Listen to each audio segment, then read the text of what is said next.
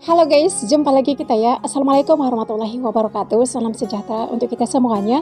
Video kali ini aku bakal mengajak kalian mau react nih ngebahas tentang ini dari negara tetangga kita ya guys. Kita ambil dari TikToknya dari KS keluar sekejap. Ini ya, mungkin ada juga dari channel YouTube-nya. Nanti teman-teman juga boleh dicek ataupun di subscribe dari keluar sekejap. Ini pembahasannya mengenai pilpres yang ada di Indonesia guys. Ternyata mereka juga kepo ya terhadap politik yang ada di Indonesia. Mungkin ini berpengaruh terhadap negara mereka. Apakah seperti itu?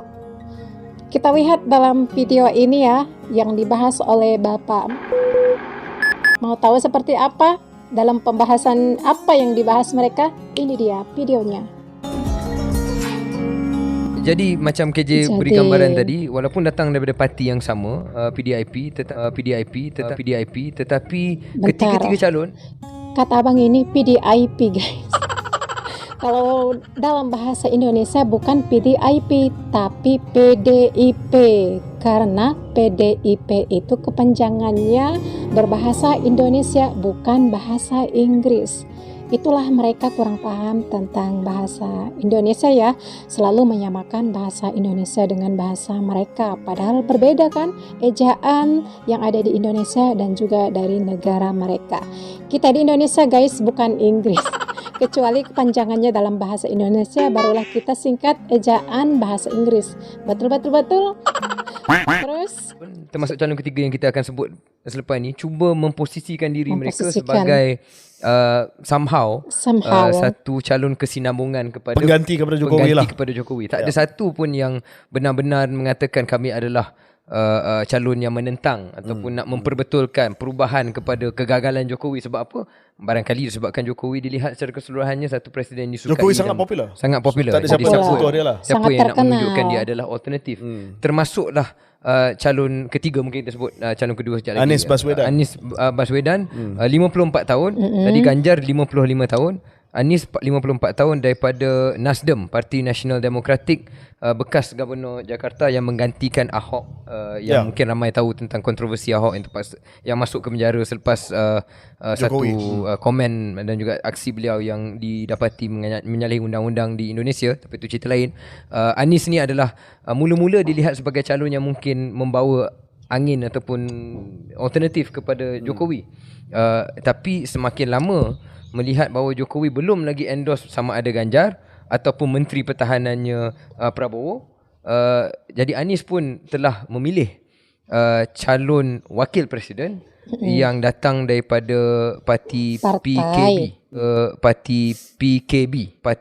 PKB yang dilihat sebagai Islamis parti ni. Tapi ceritanya adalah wakil presiden kepada Anies ini adalah orang yang menyokong Jokowi. Jadi maksud saya adalah even Anies yang dilihat sebagai mungkin calon alternatif, dia dah cuba memposisikan diri juga sebagai salah satu calon kesinambungan. Jadi mungkin akhirnya ketiga-tiga ni akan cuba claim bahawa kami semua adalah pengganti.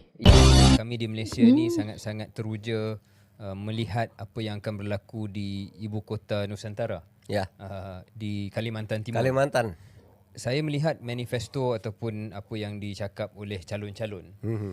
Nampak mungkin tim calon Pak Anies dan juga Pak Amin kurang bicara dengan positif tentang IKN ini. Tetapi IKN dalam bahasa Inggris ya guys, kalau IKN gitu dalam bahasa Indonesia yang baik dan yang benar itu disebut dengan IKN, Ibu Kota Nusantara. Kepanjangannya kan menggunakan bahasa Indonesia yaitu IKN, Ibu Kota Nusantara. Ibu Kota Nusantara bukan berbahasa Inggris tapi berbahasa Indonesia. Makanya dengan ejaan IKN bukan IKN. Lanjut. Seperti apa lagi ya? Pak Mahfud juga tak boleh nafikan kadang-kadang ada hubungan Malaysia dan Indonesia ni ada ketegangan. Dan ada perkara-perkara yang tak mesra antara kedua-dua negara. Bahasa yang digunakan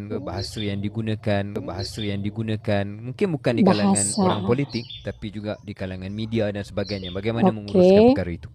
Ya, peluang untuk selalu menyatakan kesamaan sikap dalam isu-isu internasional yang terkait dengan dunia Islam, saya kira peluang yang sangat besar karena kita sama-sama negara Muslim dan orientasi Muslimnya itu sama ke Ahlus Sunnah wal Jamaah yang lebih dekat ke Imam Syafi'i. Kan kalau di klaster gitu dunia Muslim itu ada apa namanya, kawasan Eropa cara berislamnya beda, kawasan Afrika beda, kawasan Timur Tengah beda, kawasan Asia Tenggara, Indonesia, Malaysia, Brunei itu cara berislamnya tuh satu nafas. Ahlus Sunnah wal Jamaah yang dekat dengan Imam Syafi'i. Jadi menurut saya kerjasamanya lebih mudah dan lebih moderat di dalam percaturan dunia internasional.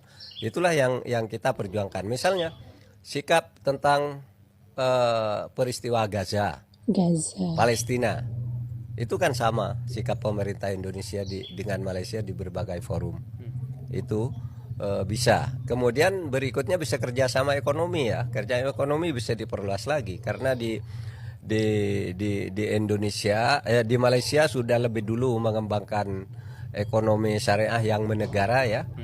Di Indonesia juga belum lama sudah mengembangkan namanya bank muamalah yang kemudian nanti akan disambung menjadi ekonomi syariah. Itu bisa digalang dalam bentuk ekonomi umat yang lebih besar. Dan selama ini pembicaraan antara kedua pemerintah tentang itu sudah mulai berjalan. Oke, menurut aku guys, apa yang disampaikan oleh Pak Mahfud kurang nyambung ya apa yang ditanyakan abang itu, karena abang ini katakan dan dia memberikan pertanyaan kadang-kadang ada hubungan Indonesia dan Malaysia ini ada ketegangan dan ada perkara-perkara yang tak mesra antara kedua negara. Bahasa yang digunakan mungkin bukan di kalangan orang politik tapi juga di kalangan media dan sebagainya.